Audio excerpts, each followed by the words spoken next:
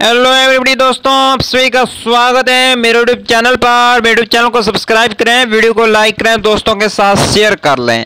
दोस्तों, भारतीय अर्थव्यवस्था बुक आज मैं लेके आया हूं रमेश सिंह की, प्लस सभी बुकों को मिलाकर आज मैंने एक पीडीएफ तैयार किया है। दोस्तों, भारत में कृषि नाम का आज का अध्याय है हमारा। तो चलिए दोस्तों, यूपीएससी से लेकर छोटे से छोटे एग्जाम तक के लिए महत्वपूर्ण टॉपिक है भारत में कृषि। किसी भी एग्जाम में भारत में कृषि के संबंधित तथ्य पूछ लिए जाते हैं। तो चलिए दोस्तों, बिना टाइम गवाए वीडियो को करते हैं शुरू। भारत में कृषि।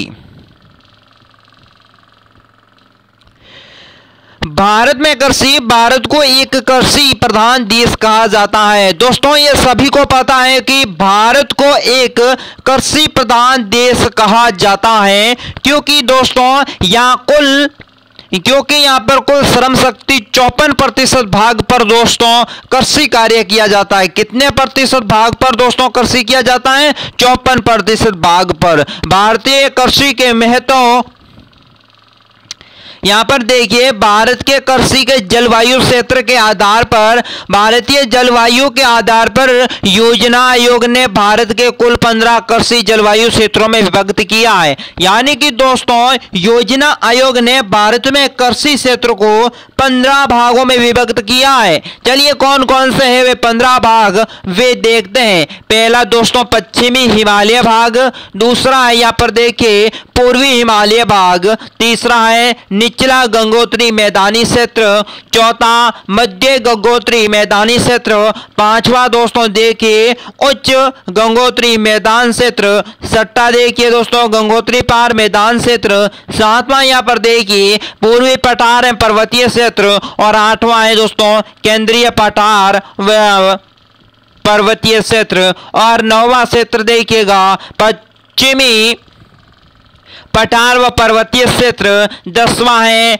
दक्षिणी पठार पर्वतीय क्षेत्र, 11वां देखिए दोस्तों पूर्वी तटीय मैदान क्षेत्र है पर्वतीय क्षेत्र, 12 देखिए पश्चिमी तटीय मैदानी क्षेत्र है पर्वतीय क्षेत्र, 13वां दोस्तों गुजरात मैदान क्षेत्र और पर्वतीय क्षेत्र, और 14वां दोस्तों है पश्चिमी मैदानी क्षेत्र पर्वतीय क्षेत्र, और 15वां भाग है द्वीप समूह। यानी कि दोस्तों 15 ये भाग है। इसमें दोस्तों भारत के योजना आयोग ने जलवायु के आधार पर कृषि क्षेत्रों को बांटा है। चलिए, हर पौधा एक विशिष्ट जलवायु दशा में ही अपना विकास करता है। दोस्तों, हर पौधा दोस्तों अपना विशिष्ट विकास कब करता है? जब दोस्तों जलवायु दशा में हो तो ही विकास कर पाता है। यहाँ पर देखिए गेहूं एक शीतोष्ण कटिबंधीय पौधा है दोस्तों, और अतः इसे दोस्तों जाड़े के ऋतु में उगाया जाता है। गेहूं को कब उगाया जाता है? जाड़े के ऋतु में। धान एक दोस्तों उष्ण कटिबंधीय पौधा है। धान क्या है? एक उष्ण कटिबंधीय पौधा है, अतः गर्मी के मानसून में भी उगाया जाता है। उष्ण कटिबंधीय इसलिए दोस्तों गर्मी के मौसम में भी बाजरी दोस्तों बोई जाती है, धान को बोया जाता है। भारत के फसल ऋतु, भारत में 3 प्रकार की फसल ऋतुएं होती हैं दोस्तों, ध्यान रख लेना। भारत की ऋतुएं कितने प्रकार की होती हैं? 3 प्रकार की। पहली है खरीफ ऋतु। चलिए दोस्तों, क्या है खरीफ ऋतु? खरीफ ऋतु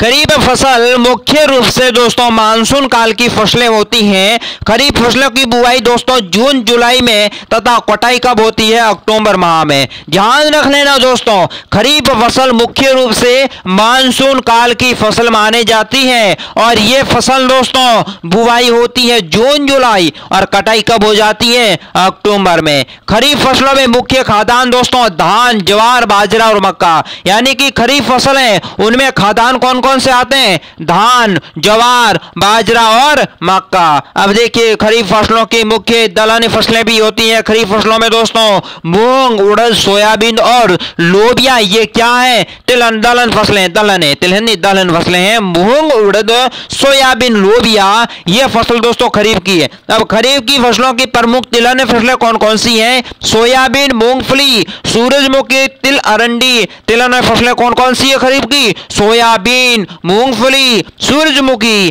तिल, अरंडी। अब देखिए दोस्तों कपास तथा तंबाकू खरीफ फसल को प्रमुख नकदी फसलें हैं। और दोस्तों कपास और तंबाकू कौन सी हैं? खरीफ फसलें के प्रमुख नकदी फसलें मानी जाती हैं।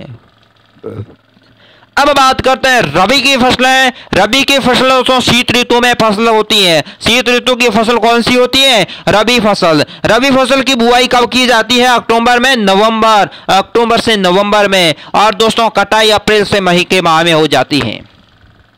अब दोस्तों ध्यान रख लेना, रबी की फसल को शीत ऋतु की फसल कहा जाता है। साथ ही दोस्तों बुआई होती है अक्टूबर नवंबर और कटाई कब होती है? अप्रैल और मई में। रबी फसल की प्रमुख खाद्यान्न फसलें दोस्तों कौन कौन सी है? गेहूं और जौ। गेहूं और जौ क्या है? रबी फसल की प्रमुख खाद्यान्न फसलें हैं।